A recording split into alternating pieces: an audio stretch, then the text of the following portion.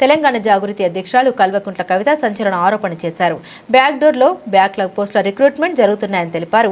ఈ నెల 9, 10 తేదీల్లో పెద్ద ఎత్తున మున్సిపల్ రెవెన్యూ, ఇరిగేషన్, విద్యుత్ తదితర శాఖల్లో ఉద్యోగాల భర్తీకి సర్కార్ ప్రయత్నాలు చేపడుతున్నట్లు పేర్కొన్నారు. ఒక్క ఉద్యోగానికి లక్షల్లో వసూలు చేస్తున్నారని నిరుద్యోగులు ఆవేదన వ్యక్తం చేస్తున్నారని కవిత తెలిపారు. జిల్లా స్థాయిలో దొడ్డిదారిన అక్రమ నియామకాలు జరుగుతున్నాయన్నారు. లక్షలాది మంది నిరుద్యోగులకు అన్యాయం చేస్తుందంటూ కాంగ్రెస్ ప్రభుత్వంపై విరుచుకుపట్టారు. ఇంటింటికి తిరిగి కాంగ్రెస్ ను అధికారంలోకి తెచ్చిన నిరుద్యోగులు యువత నోట్లో మట్టి కొడుతున్నారని ఆగ్రహం వ్యక్తం చేస్తున్నారు. జై తెలంగాణ. అందరికీ నమస్కారం.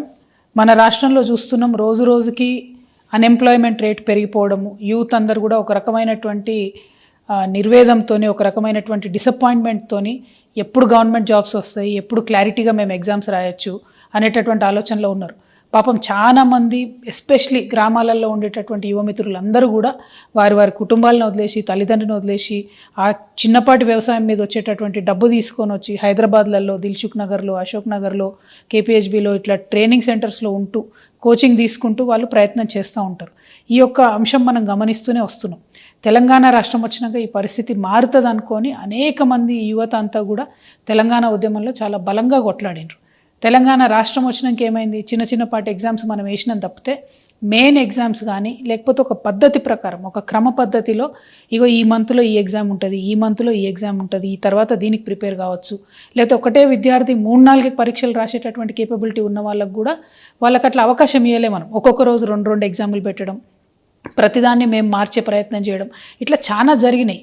అయితే ఈ కన్ఫ్యూజన్ అంతా కూడా యువమిత్రులు ఆ కోపాన్ని అంతా, ఆవేదన అంతా, ఆక్రోశాన్ని అంతా కూడా ఈ బీఆర్ఎస్ పోతే మన కాంగ్రెస్ వస్తే న్యాయం జరుగుతుందని చెప్పి బీఆర్ఎస్ను ఓడగొట్టిండ్రు. యువమిత్రులు ఊరూరు తిరిగి వాళ్ళ తల్లిదండ్రుల కాళ్ళు మొక్కి మరీ కాంగ్రెస్ కోటెప్పించారు. ఈ కాంగ్రెస్ వచ్చినాకనన్నా మరి జాబ్ క్యాలెండర్ వస్తుంది, ఏ నెలలో ఏ జాబ్ పడుతుంది అనే క్లారిటీ వస్తుందంటే అది కూడా లేదు. అయితే ఇక్కడ దారుణం ఏం జరిగిందంటే, బీఆర్ఎస్ ప్రభుత్వం ఉన్నప్పుడు స్టేట్ లెవెల్ పోస్టులలో కూడా ఏవైతే ఇంజనీర్ల పోస్టులు ఉంటాయో, సపరేట్గా ఎగ్జామ్ రాసి వాటికి క్వాలిఫై అయ్యాల్సిన పోస్టులు ఉంటాయో, అట్లాంటి పోస్టులు కూడా జెన్కోలో మన బోయిన్పల్లి సరిత లాంటి వాళ్ళ కేసులో ప్లస్ ఇంకో 5-6 కేసులో మనం చూసినాం. దాదాపు 1,50,000 జీతానికి ప్రొవిజనల్ అనేటటువంటి ఒక చిన్న పదం అడ్డం పెట్టుకొని ఎటువంటి పరీక్షలు లేకుండా ఉద్యోగాలు ఇచ్చినటువంటి పరిస్థితి చూసినాం. అప్పుడు జరిగినటువంటి అన్యాయాన్ని తెలుసుకొని అందరం కూడా బాధపడ్డాం. ఆ తర్వాత జిల్లా స్థాయిలో కూడా ఆనాడు కూడా నిర్మల్లో అనేకమైనటువంటి అకృత్యాలు బయటకు వచ్చినాయి. ఆ పోస్టులన్నీ కూడా అమ్ముకున్నారు. 44 పోస్టులు దాదాపు 12 లక్షలు, 14 లక్షలు, 15 లక్షలకు అమ్ముకుంటే అది అందరూ కూడా జనం గగ్గోలు పెట్టి, యువమిత్రులంతా గగ్గోలు పెడితే అవి క్యాన్సిల్ అయినాయి. ఇప్పటికి కూడా పాపం అప్పుడెప్పుడో చేరినటువంటి వాళ్ళు, కాంట్రాక్ట్ పద్ధతిలో చేరినటువంటి వాళ్ళు నిర్మల్లో ఇంకా కొనసాగుతున్నారు. వాళ్ళే డబ్బులు ఇచ్చి ఉన్నారు, కానీ ఎటువంటి న్యాయం కూడా జరగలేదు. ఎందుకంటే అప్పుడు బీఆర్ఎస్లో ఉండి అన్యాయం చేసిన పెద్ద నాయకులంతా ఇప్పుడు కాంగ్రెస్లో వచ్చి చేరిండ్రు. సో ఈ పాలిటిక్స్ని దయచేసి యూత్ గమనించాలి. నేను ప్రభుత్వానికి హెచ్చరిక చేస్తూ ఉన్నా. నా దగ్గరికి చాలామంది యువమిత్రులు వచ్చిండ్రు. వారు భయపడుతున్నది ఏంటంటే, ఎట్లా అయితే బీఆర్ఎస్ గవర్నమెంట్లో రాష్ట్ర స్థాయి పోస్టులలో, జిల్లా స్థాయి పోస్టులలో అన్యాయం జరిగిందో, అది ట్రాన్స్కో కావచ్చు, జెన్కో కావచ్చు, ఇరిగేషన్ కావచ్చు, రెవెన్యూ కావచ్చు, అదేవిధంగా మున్సిపల్ కావచ్చు, ముఖ్యంగా మన ముఖ్యమంత్రి గారి శాఖ కావచ్చు, అన్ని జిల్లాలలో కూడా ఇప్పుడు కొన్ని పోస్టులు పడతా ఉన్నాయి.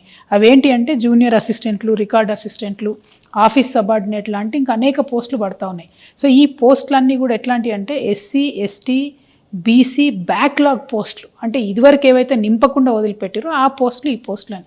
సో ఆ పోస్టులన్నింటినీ కూడా పొలిటికల్ పైరవులతోని, కొంతమంది అవినీతి అధికారుల అండతోని నింపుతున్నారు డబ్బులు తీసుకొని అనేటటువంటి ఒక ఆందోళన చాలామంది నిరుద్యోగ మిత్రులు వ్యక్తం చేస్తున్నారు.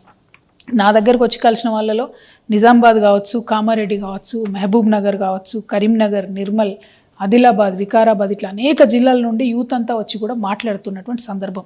సో నేను ఈ ప్రభుత్వానికి ఒకటే హెచ్చరిక చేస్తూ ఉన్నా. ఏవైతే ఇట్లా బీఆర్ఎస్ టైంలో అన్యాయం జరిగిందో, ఏదైతే పోస్టులు అమ్ముకున్నారనేటటువంటి ఆరోపణలు, అక్కడక్కడ రుజువైనటువంటి ఆరోపణలు ఉన్నాయో, ఏదైతే చిన్న జిల్లా స్థాయి పోస్టులు కూడా అమ్ముకున్నారో, అదే పరిస్థితి మల్లయ్యల కాంగ్రెస్లో వచ్చేటట్టు కనబడతా ఉన్నది. దయచేసి కళ్ళు తెరవండి, అధికారులకు స్ట్రిక్ట్ వార్నింగ్ ఇవ్వండి.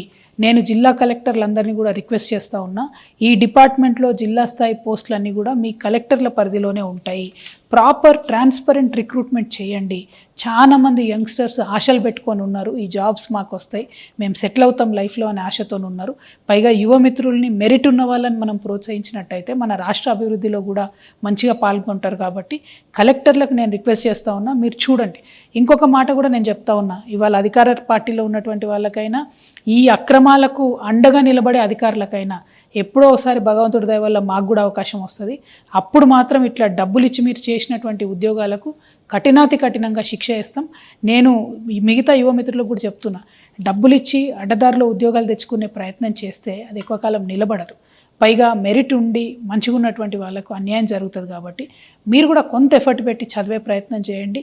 ఉద్యోగాలు కొనకుండా ఉద్యోగాల కోసం ఫైట్ చేసి, స్టడీ చేసి, కొట్లాడి సాధించుకునే ప్రయత్నం చేయండి. మీకు అండగా జాగృతి నిలబడుతుంది.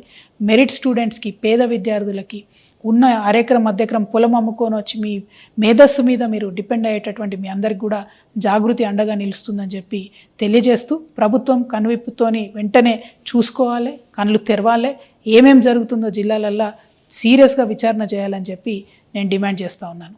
Thank you. జై తెలంగాణ, జై జాగృతి.